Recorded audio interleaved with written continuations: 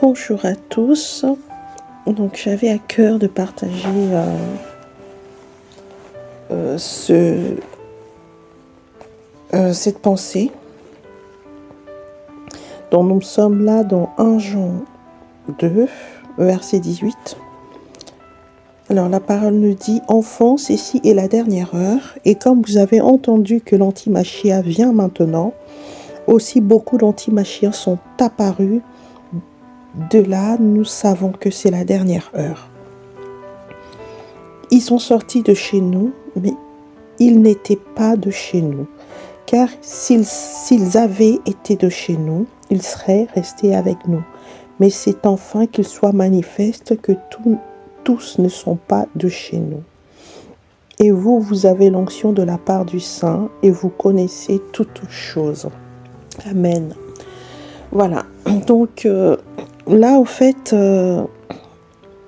c'était vraiment sur le verset 18-19, où la parole dit que vous avez entendu, même pas, vient maintenant aussi beaucoup, entendu parler du antimachia, vient maintenant aussi beaucoup d'antimachiens sont apparus. De là, nous savons que c'est la dernière. Donc là, on nous dit que pour savoir que nous sommes à la dernière heure, comme nous le savons tous, que le Seigneur revient très très vite, les temps sont compliqués, les signes sont là en fait, qui nous annoncent les signes de la prophétie.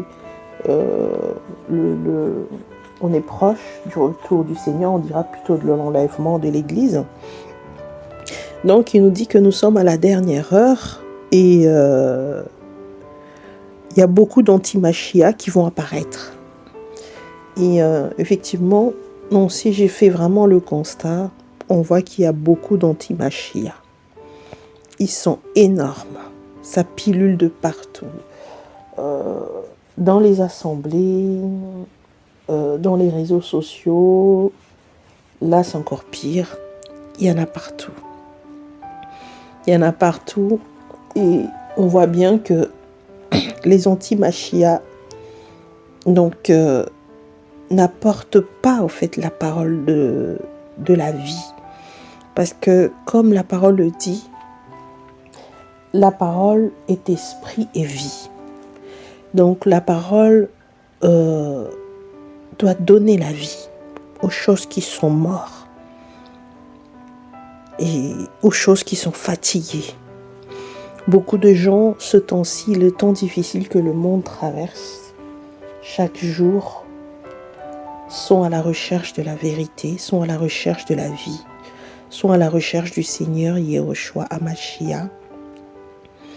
Mais malheureusement, c'est plutôt, ils tombent sur les anti-Machia qui sont là, sur Internet, sur la toile, on dira plutôt c'est des coachs de motivation, avec quelques versets bibliques, vont transmettre pour motiver, mais il n'y a pas de transmission de la vie. C'est-à-dire qu'une personne sera motivée pendant quelques temps, et après, au bout de quelques temps, rebolote, c'est la même situation qui revient. Et là, on voit aussi sur le verset 19, il dit « Ils sont sortis de chez nous, mais ils n'étaient pas de chez nous, car s'ils avaient été de chez nous, ils seraient restés avec nous. » On voit également que qu'il y a des gens qui sont avec nous, mais ils ne sont pas de chez nous en fait. Ils vont partir. On a vu ça dans nos assemblées, il y a eu des scandales, il y a eu des séparations, il y a eu beaucoup de choses. C'est pour ça que des fois, quand il y a des séparations avec une telle sœur, un tel frère, un tel groupe, il y a des fois, il ne faut pas forcer les relations. Le Seigneur, c'est lui l'auteur de relations. Il faut laisser les gens partir. Parce que quand tu laisses quelqu'un partir, tu ne sais pas pour quelle raison cette personne est partie, au fait. Le Seigneur, des fois, permet les séparations. Parce que il y a beaucoup de choses que nous ne savons pas, nous ne discernons pas. Le Seigneur peut permettre cette séparation-là. Donc, on voit que il y a des gens qui étaient de chez nous, car s'ils avaient été de chez nous, ils seraient restés avec nous. Mais c'est enfin qu'il soit manifeste que tous ne sont pas de chez nous. Donc, il y a des séparations que le Seigneur permet. Il y a des séparations que le Seigneur veut pour nous préserver. Et faut toujours demander au Seigneur, en fait. Faut pas s'agiter quand il y a des séparations, voilà, des départs au niveau de l'assemblée ou autre, parce qu'on voit bien que il y a des gens, tout simplement, qui n'ont jamais été du Seigneur. Ils adhèrent simplement à une vision, mais ils portent pas dans leur cœur cette vision-là. Donc, à un moment donné, ils vont la rejeter. Et c'est pour ça ceux-là se manifestent publiquement pour comprendre qu'ils ne sont pas de chez nous, ils n'ont jamais été. Donc c'était peut-être une adhésion intellectuelle ou autre. Et ensuite, si on prend également dans Matthieu 13,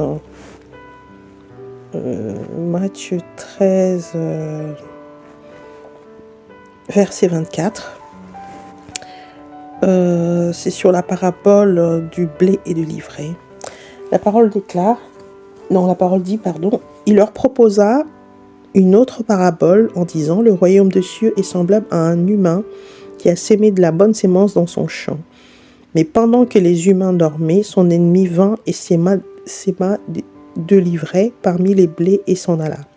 Mais lorsque l'herbe eut poussé et produit du fruit, alors l'ivraie apparut aussi. Et les esclaves du maître de la maison vinrent en lui et lui dirent, Seigneur, n'as-tu pas sémé de la bonne sémence dans ton champ?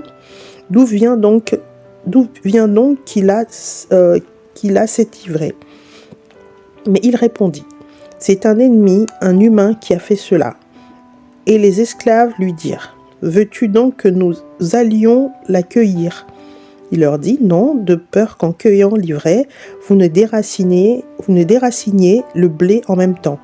Laissez-les croître ensemble tous les deux jusqu'à la moisson, et au temps de la moisson, je dirai au moissonneur, arrachez premièrement l'ivraie, liez-la en gerbe pour la brûler, mais amassez le blé dans mon grenier. Donc ça, c'est la parabole du blé et de l'ivraie. Donc on connaît tous, juste pour compléter un peu la pensée. On voit l'histoire, au fait, que le blé et l'ivraie poussent en même temps. On ne peut pas les arracher, sinon on arrachera le blé. On les laisse pousser jusqu'à la moisson. Généralement, au fait, l'ivraie, quand elle est sémée, elle s'enracine beaucoup plus que le blé, au fait. Donc, il est très difficile de déraciner l'ivraie. Et quand on prend vraiment exemple, effectivement, on a des gens, il y a des personnes qu'on a croisées, des personnes qu'on a côtoyées, c'était l'ivraie, mais ils faisaient la même chose que nous, que les enfants d'Élohim. Ils chantaient, ils priaient, ils prophétisaient, ils avaient des dons, des grâces spirituelles, et ils étaient même plus assidus que les enfants d'Élohim, donc tout très disciplinés, mais c'était des livrets, en fait. C'est pour ça cette génération a besoin de demander au Seigneur le don de discernement. C'est très important d'avoir le don de discernement. Que le Seigneur nous accorde le don de discernement. Sans le don de discernement, c'est très compliqué. C'est très compliqué. On peut également passer à côté des bonnes choses que le Seigneur nous envoie dans les décisions, dans ce qu'on fait, dans l'œuvre du Seigneur. On peut, sans le discernement, on peut ne pas comprendre la pensée du Seigneur et passer à côté. Donc, il est primordial vraiment de demander au Seigneur de nous donner le don de discernement. Et parce que le l'ivraie est là. L'ivraie fait tout comme le blé.